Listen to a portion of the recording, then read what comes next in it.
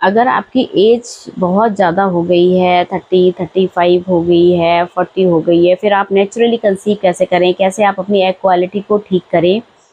तो मैं doctor Preeti Garg 12 years of infertility experience इस वीडियो में आपको बताऊंगी कि आप अपनी एग क्वालिटी को कैसे इम्प्रूव कर सकते हैं। सबसे पहले तो क्या है कि आपको क्या है, हेल्दी डाइट मेंटेन करनी है।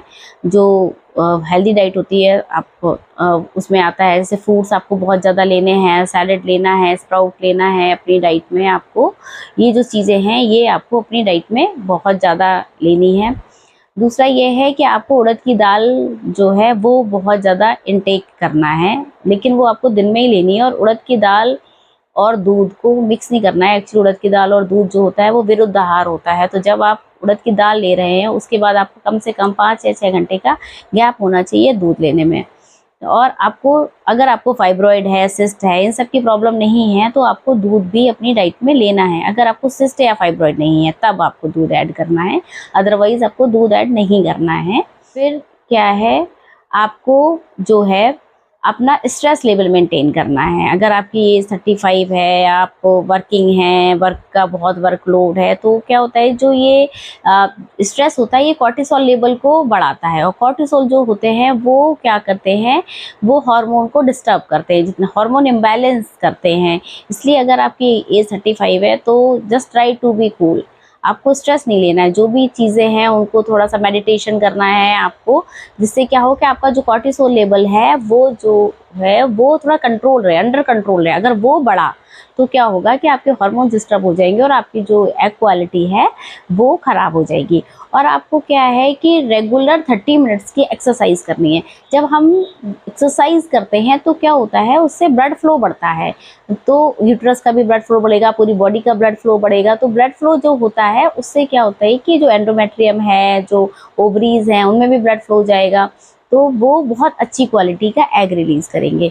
आपको प्राणायाम करना है। प्राणायाम करने से भी ऑक्सीजन की कैरिंग कैपेसिटी हीमोग्लोबिन की जो होती है वो बढ़ती है। आप प्राणायाम करेंगे तो अनुलोम विलोम जो होता है वो अगर आप करते हैं तो उससे भी क्या होता है कि आपकी एग क्वालिटी जो होती है वो बहुत अच्छी होती है।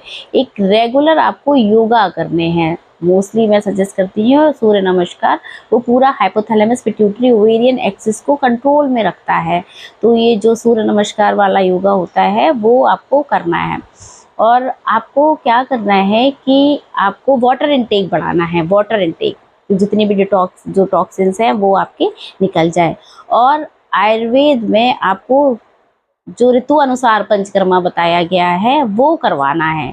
जैसे कि बसंत ऋतु में हम वमन करवाते हैं, शरद ऋतु में विरेचन करवाते हैं। तो जो ये है ऋतु अनुसार पंचकर्मा आपको लेना है। अगर आपको अपनी एग क्वालिटी जो है वो सही रखनी है तो ऋतु अनुसार, ऋतु मतलब जो सीज़न है उसमें जो पंचकर्मा बताया गया है सीजनल, मतलब कोई डिजीज़ में नहीं है। आपको बसंत में वमन करवाना है और शरद में आपको है वो विरेचन करवाना है। तो उससे क्या होगा, जो भी टॉक्सिन्स हैं, पंचकर्मा एक्चुअली क्या करता है, टॉक्सिन्स को बॉडी के से बाहर, वमन विरेचन जो है इनसे क्या होता है कि जो टॉक्सिन्स आपके अंदर हैं, हम आम बोलते हैं उसको आयुर्वेद में, वो क्या है वो बाहर निकल जाता है।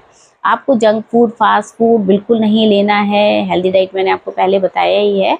तो आपको बहुत ज़्यादा अवॉइड करना है, जंक फूड, फास्ट फूड लेना आपको अवॉइड करना है। आप सोयाबीन को भी डाइट में ऐड कर सकते हो, लेकिन वन कंडीशन है कि आपको सिस्ट नहीं बन रही हो और आपको फाइब्रॉइड के केस नहीं हो। क्योंकि समटाइम्स क्या होता है, if you are not getting pregnant, तो क्या होता है कि आपको सिस्ट बनने लगती हैं या फिर आपको फाइब्रॉइड बन जाता है।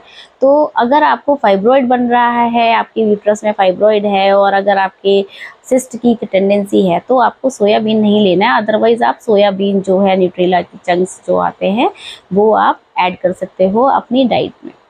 तो ये जो टिप्स हैं ये क्या हैं, आप अगर 35 के बाद प्रेग्नेंट होना चाहते हैं, नेचुरली कंसेप्शन चाहते हैं, अपनी एग क्वालिटी को बढ़ाना चाहते हैं, तो ये जो टिप्स मैंने आपको दिए हैं, आपको ये सारे टिप्स को फॉलो करना है। डेफिनेटली आप नेचुरली प्रेग्नेंट हो जाएंगे और बहुत हेल्दी प्रोजेनी, मतलब हेल्दी बेबी पैदा होगा, कोई बिना डिफेक्ट वाला कहते हैं ना कि डाउन सिंड्रोम आ जाता है। अगर आप ऋतु अनुसार पंचकर्मा करवाते हैं तो चांसेस ऑफ क्रोमोसोमल सिंड्रोम जो बच्चों में आते हैं, डिफेक्ट आफ्टर 35 बहुत ज़्यादा मिलता है, डाउन सिंड्रोम वगैरह बहुत, ऑटिज्म आजकल बच्चों में बहुत मिलता है, तो उसके चांसेस जो होते हैं वो बहुत कम हो जाते हैं अगर आप ऋतु अनुसार पंचकर्मा करवाने के बाद आप प्रेगनेंसी करवाते हैं।